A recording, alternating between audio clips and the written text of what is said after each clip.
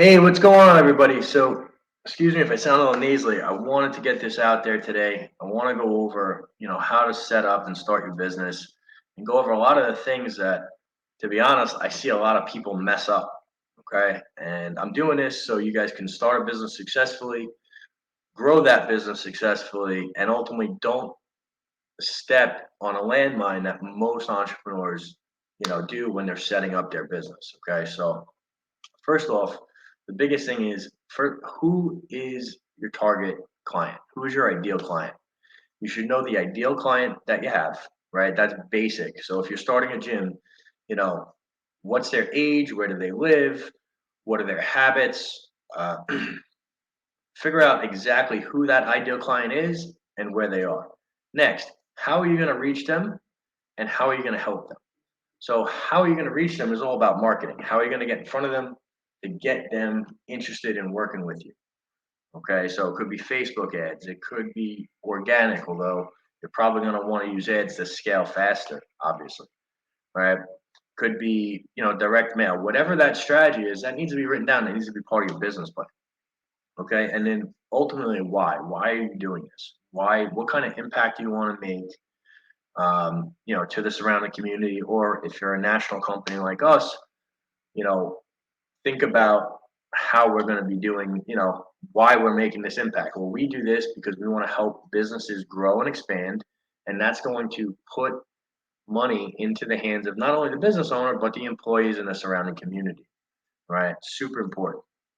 All right. So once you have that down and you have a structure, right, then you're comfortable in getting your LLC and actually starting the business.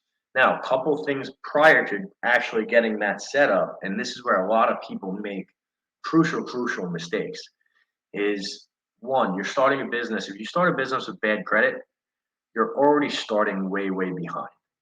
And I say that because I see this all the time. People want to start a business with credit scores under 650. Why is that problematic? Well, it limits the types of financing you can get.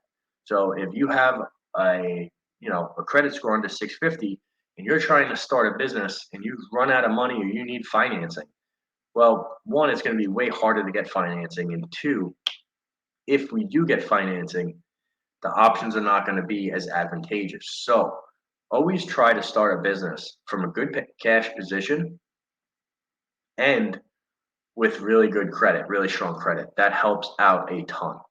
All right. Next, I've made this mistake a couple times. You need to vet your partners. Okay.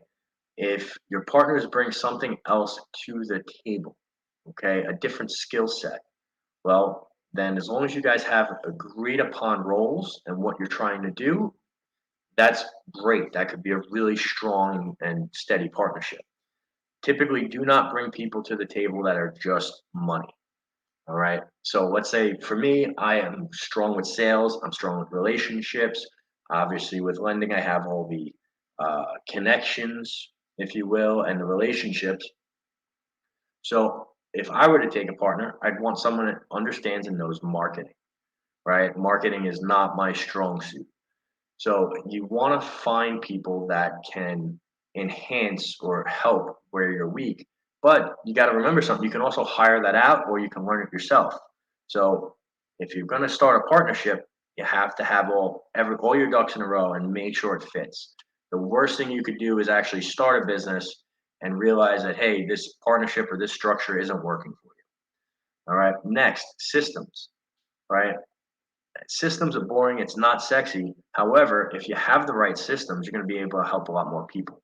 And you're never going to be able to scale and grow without the proper system. So, what's your CRM look like? What's your marketing look like? Are automation set up?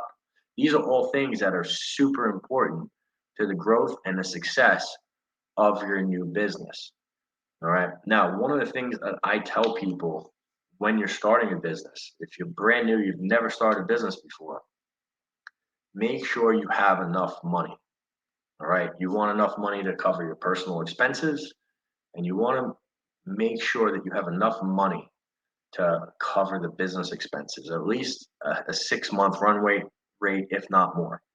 All right. And one of the ways to do that is if it's a franchise, you can get an SBA startup loan. I mean, I do those all the time. However, if it's not a franchise, getting that SBA startup loan is a lot harder. All right, which I wouldn't recommend. So my suggestion is that if you do need financing for a startup, make sure you don't make the cutover. You should have everything set up. And if you're still working at a job, that's when you apply for the financing. That's when we can help you get a term loan, right? It's going to be a 3 to 5 year term and simple interest starting at 5 to 6%. That's the best way. All it's going to do is go off your provable income and your credit, right? So your paychecks and your credit. And by getting a term loan, it'll give you anywhere from 50 to 150,000 to put into the business bank account to make sure that you have enough money to operate the business, to grow the business, and be successful. Okay, that's super important because, like I said, if you're starting a business without the right credit score or without enough financing or without enough working capital, it's going to be an uphill battle, right? You want to give yourself the best chance to succeed. Now, a couple of things I want to go over once the business is started. Once you have the LLC set up or the legal structure, one, make sure you have a good operating agreement that's clearly defined. Everyone has their roles and responsibilities. Once you get your EIN number, you should automatically um, start working on building business credit. Okay, I'm going to give you 5 tips here that are really going to help you do this. One, they're called the 5 fundability factors. You may have heard me talk about them before, but this is really important. So one, you want to make sure you have a business email. So nothing at Gmail or Yahoo. All right. You want a business email so you can go on Google and buy your domain and get the business email set up. That'll be very, very helpful. Okay. Two, you want a business address. It can be a home address if you're working from home, right? What you don't want is a PO box. Three, you want a business phone number. You want that registered to the business. It could be a cell phone, but it needs to be a business phone number. It can't be a Google voice number. All right. Once you have that, you need a website, and that website should have everything listed on it, and that should be everywhere. So everything should match. And then finally, you're going to need to open up a business bank account. Those are the 5 fundability factors. Once you have those done, and you have an EIN, then you can go to Dun and Bradstreet and essentially apply for your DNB number. Once you have that, then you can start building business credit. You don't have to pay for it. They're going to try to charge you, but you absolutely don't have to pay for it. It will be helpful to do that set up the right way. It'll give you better access to better programs in the future, and you want to start that right away. And I still see businesses that are 3 to 5 to 7 years old that don't have this set up properly. So if you know this today and you set this up, you're going to be way ahead of the game.